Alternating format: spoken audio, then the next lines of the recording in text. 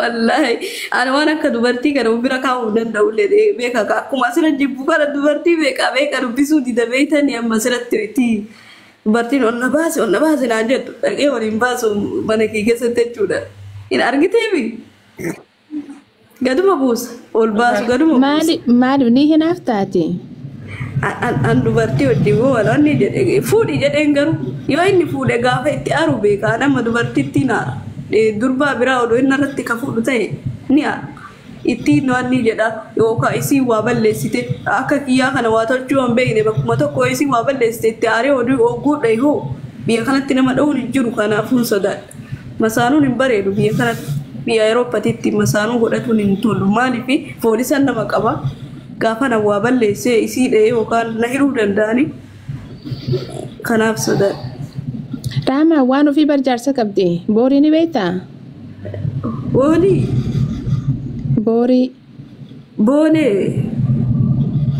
Bakki boolee miti boorii. Boonee. Boonii. Borii jettee borii. Boontuu beemu. Maqaa borii jedhi kaa borii. Boonee. Gaafa sadii kenna finni sadii maraamiyya si waama. Mee wallahi jedhe. Dhuguma Heerumtu san jira inni. Ni Biimatee san jira.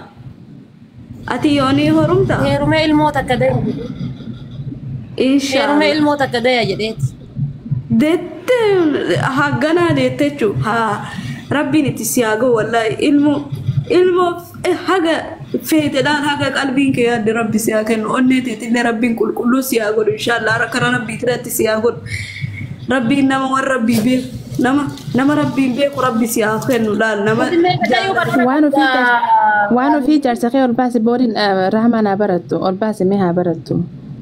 Ani dhiiran dubbisu bareedu. Abbaa manaa ishee akkamitti dubbisu? Ani abbaa manaa isiin dubbisu bidii keessa nan galchina. Maal haraama? Haraama. Garuu haa ta'u wanni sodaadhuuf ani aan dhiira dubbisu na beekte haati baatee dhiira kana akkanuma lafaa ka'e itti naasu. Hin qoosanii garuu gad buusa yoosuu gastii kiyyarran teessisu warri dhiiraa ol galan yoosuu gadi buusa jechuudha. Duraanillee akkasuma ani amma faasanuu ni kaafirraa qaba. Amma ana dhiira wajjin akkasitti jaalalaan faarsuun argine laalaati faateetu iyyuu dhabdee hin faarsuun maaliif na faarsinaan jedhanii ani faarsuudhaan isin faarsu. Raamaayyee. Maal jetta? Ijoollee meeqa Ijoollee meeqa harkachuu barbaaddeetta? Ani akkumaan bareedu kanatti ijoollee meeqa harkachuu barbaaddeetta? Oromtitti ijoollee oromtitti qulqulluu babbareedduu shaashee anuma biraan oromtittiidha isiin jechuu anuma oromoodha waan ta'eef abbaa fedherra leewonin dee'an oromtittiidha anuma biratti yoo arkitan anuma biratti isinitti bareedde jechuudha oromoodha waan taatani kaa isin hundinuu isinirraa dhaladhee anarraa dhalattee ilmoon sun oromoodha jedhamtii mire.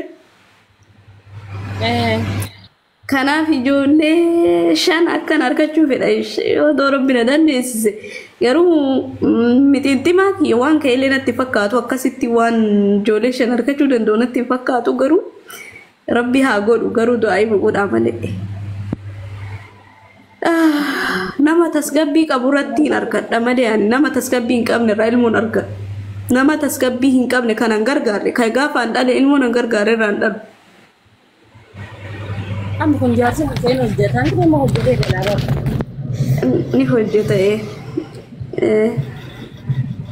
Kalas hojjetee galee birree si kenne taanaan si masruufee taanaan kalas maal gootan. Maalirra kaayyate irra dafta saniin booda wanni guddaan dubartii wanni feetu maallaqa. Yeroo biraallee mana kiyyattis deebuu danda'a rakkoo qaba gaafa dahee mana kiyya taa'uu danda'a gaafa inni natti aaru kasoo irra Hai, Rahma mana data galtanii? Biyya kanatti hin jiru kaa biyya kanatti amma bakka tokko jiraachuun amma akka maalii sanii hin jiru akka biyya keenyaa san namni bakka takka jiraachuun hin ulfaata wal lolanii wal dhabbi jira yoo inni nadhee itti gaafatamaan hin jira waan ta'eef namni hin arkanii sababii kanaati ani mana kiyya jiraadhe yeroo garii isa be wal bira dhufna akkas akka biyya kanatti akka Awurooppaatti jechuudha. Ani danda'u yoo na duuba dhala bira. Sila akkamlee waa yeroo hunda sin argu fakkeenyaaf yoo sitti hajame fasi barbaade fasin argatu lakki jechuun inni ka akkuma amma wanni jedhu kanatti wanni inni yeroo hojii oolaa nama hojii oolu nama hojii deemis hojiirraa daddafee hin galu halkan walakkaa gala jechuudha. Kanaaf nama dabbara. Ani manni isaa internet illee hin qabu mana isaa san taa'uun ulfaata baay'ee gaafa internet galfate. Mana keetitti hin galu mana keetitti maan galu ofii cufee kan kee haa galu. Bargali jedheeni manni kiyya guddaadha kiyya interneta mee manni kiyya quraana qaba manni kiyya interneta qaba manni kiyya minxaafii ni qaba kan irratti salaatan si jaaja manni kiyya islaama manni isaa garuu akkasii waan akka kiyya kanan qabu ina jibbisiisaa shayxaana namatti ka'a mana quraanni hin jirre hin bareedodhani quraanni natti bareeda ani quraana nan jaaladha baay'ee mana kiyya kana taa'ee hogguu qaru akkatti ilaal shayxaanatti akkanatti hin dhufu. Firrain ittisachuun aarullee namatti illee aaruu rabbi amala gaarii naa kenne sidaayumaa fa'aaraa mitimi gaafa yaadanatti ka'e qofa gaafa warra kiyya yaadu eegalee warra kiyya kabiyyaa yaadu eegalee gaafuma san bakka akkasitti wanni ta'a bakka gaafuma san maatiin sibiran jiru raamaasise maatiin sibiran jiru maal jariin faati ummaan biyyi jirti garuu jechuun ni dhufti kaa asii dhufuu hin dandeessu kaa biyya baale jirtii midhammaan kiyya wanni qofa baazirii qofa as jira biyya kana jechuudha. Baazirii kiyyaa fi obboleessi kiyyaa as jira jechuudha. Akkas. Kostaanaan baay'ee bareeda. Bakka gaafa sargii kiyyaa si waamaa hin hafin ishee. Inshallah nin dhufa. Homaa rakkoon qabu yoo biyya kana keessa taate nan dhufa garuu biyya biraa dhufuu hin danda'u ani paaspoora hin qabu waan ta'eef hojii hin qabu ana jedhamu kana hin qabu jechuudha. Kanumaaf galatooma warri fooloo naa gootan please thank you so much ani giiftii barbaadu wanni mana kana fooloo ma qofaan barbaada malee giiftii illee miti ani wanni lakkaa'u jira fooloo qofa isinirra lakkaataa jira. Galatooma hedduu warri mana haadha faatee akka tasaa fooloo godhadhee harkadheetiin gurii jechuudha. Wanni manni kiyya kun immoo xiqqoo isiin jalaa gajjallatee feetanii akka mana lama yoon qabaadhee natti bareeda jedhee yaada ani kun mana lama irratti yoon harkattanii gaafa manni kun waan ta'e mana kanarratti naan hordofuu dandeessan ani tun rahmaa artist Yasribaadha miciyyoon tu. Wanni naan jechuu qabdan haadha eega haadha maali naan jettan yoo dhiira harkadhee si Yasribaadha dubartii haadha dhiira ka dhiira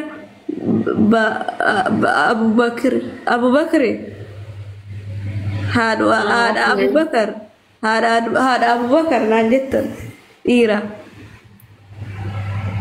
Abubakar siin jedhu